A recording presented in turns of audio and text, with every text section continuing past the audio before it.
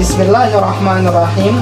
Assalamualaikum warahmatullahi wabarakatuh. Alhamdulillahirabbil alamin.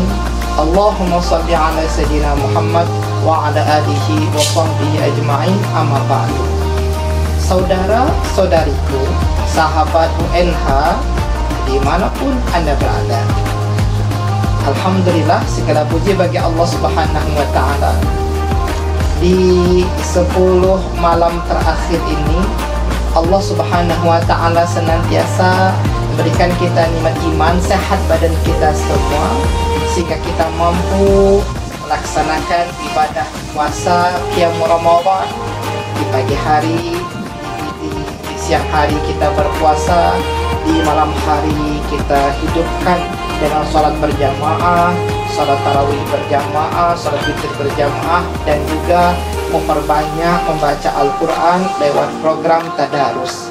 Mudah-mudahan amal ibadah kita ini senantiasa diberkahi, diridhoi oleh Allah Subhanahu wa ta'ala, dan Allah berikan tambahan semangat dalam mengisi 10 malam terakhir ini dengan amal ibadah. Saudara-saudariku, sahabat UNH yang berbahagia, alhamdulillah, segala puji bagi Allah. Di bulan puasa ini, Allah Subhanahu wa ta'ala telah membuktikan bahwasanya orang yang berpuasa akan berbahagia, orang yang berpuasa akan bersemangat, orang yang berpuasa akan sehat, orang yang berpuasa pasti dicintai oleh Allah Subhanahu wa ta'ala. Maka sebagai bentuk syukur kita kepada Allah Subhanahu wa ta'ala, puasa bukan alasan bagi kita untuk bermalas-malasan. Puasa bukan penghalang kita untuk mencari rezeki. Puasa bukan penghalang kita untuk berbakti kepada orang tua kita. Dan puasa bukan penghalang kita untuk menjalin tali silaturahim.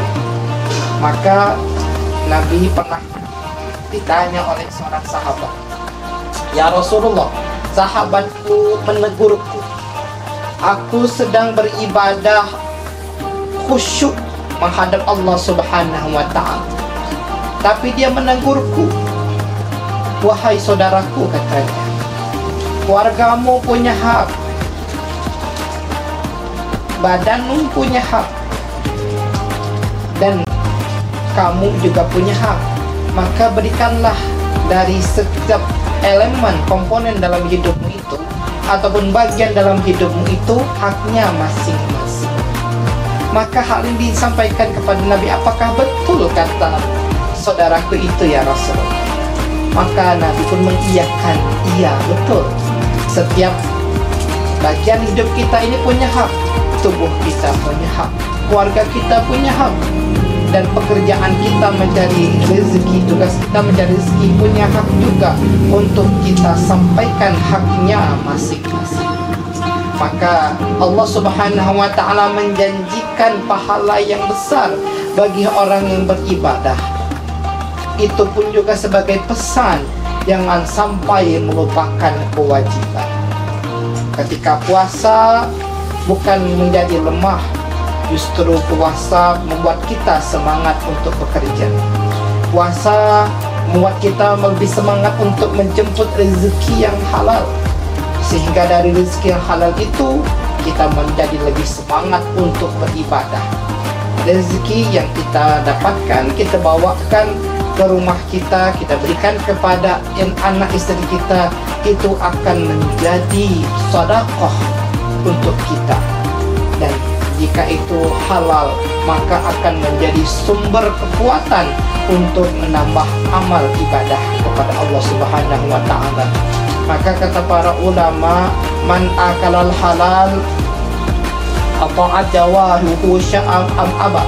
Siapa yang istiqamah, senantiasa mengkonsumsi barang-barang yang halal, makanan dan minuman yang halal, maka akan tampak dari orang tersebut gemar melaksanakan ibadah, taat kepada Allah Subhanahu wa ta'ala.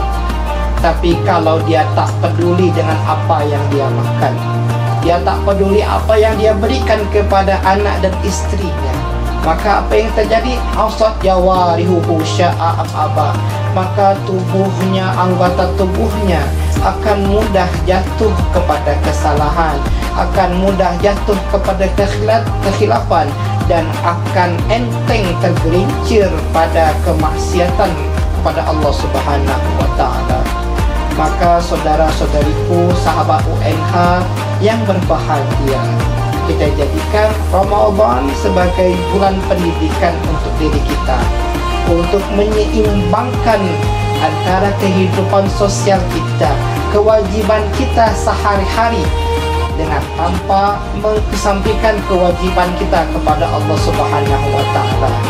Ibadah justru sebagai suplemen bagi kita untuk semangat dalam mencari rezeki, untuk semangat dalam menjalin silaturahim, dan semangat berbakti kepada kedua orang tua kita. Kita ingat pesan Nabi Muhammad SAW, khairun nas anfa'uhum linnas. Sebaik-baik manusia itu tidak diukur dengan hartanya, tidak diukur dengan tahtanya, tidak diukur dengan wajahnya, tapi sejauh mana dia bermanfaat bagi orang di sekelilingnya. Maka ketika dia mampu memberikan setiap orang haknya, ibadah ada waktunya, istirahat ada waktunya, perhatian dengan keluarga ada waktunya, dan bekerja pun juga ada waktunya, maka dia akan menjadi seorang muslim yang paripurna, yang mampu menggunakan segala nikmat yang Allah titipkan bagi dia untuk semuanya membuahkan hasil pahala bagi dia nanti di akhirat. Maka salah satu usaha kita menghidupkan di bulan suci Ramadan sehingga dia menjadi muslim yang paripurna, yang mampu menggunakan seluruh nikmat Allah untuk hal-hal yang diridhoi oleh Allah Subhanahu wa Ta'ala. Maka ketika semua memberikan haknya sebagai individu, sebagai makhluk sosial yang menghamba kepada Allah Subhanahu wa Ta'ala, disitulah kebaikan, disitulah ijabah, pengkabulan doa yang sering kita panjatkan, Rabbana atina fid dunya hasanah wa fil akhirati hasanah wa qina azabannar. Ya Allah, berikanlah kami kebaikan di dunia, kebaikan pula di akhirat, dan jauhkanlah kami dari siksa api neraka. Di dunia hidup bahagia, rezeki yang halal, ibadah yang dimudahkan oleh Allah, keluarga yang tenang, sakinah, mawadah, warahmah, dan bahagia, dan di akhirat nanti berkumpul kembali dengan keluarga di surganya Allah Subhanahu wa Ta'ala, dan semuanya bebas dari siksa api neraka. Mudah-mudahan Allah Subhanahu wa Ta'ala terima amal ibadah kita dan menjadikan Ramadan kita tahun ini Ramadan yang terbaik di sepanjang hidup kita. Terima kasih banyak atas segala perhatian. Ketemu lagi di lain kesempatan. Wassalamualaikum warahmatullahi wabarakatuh.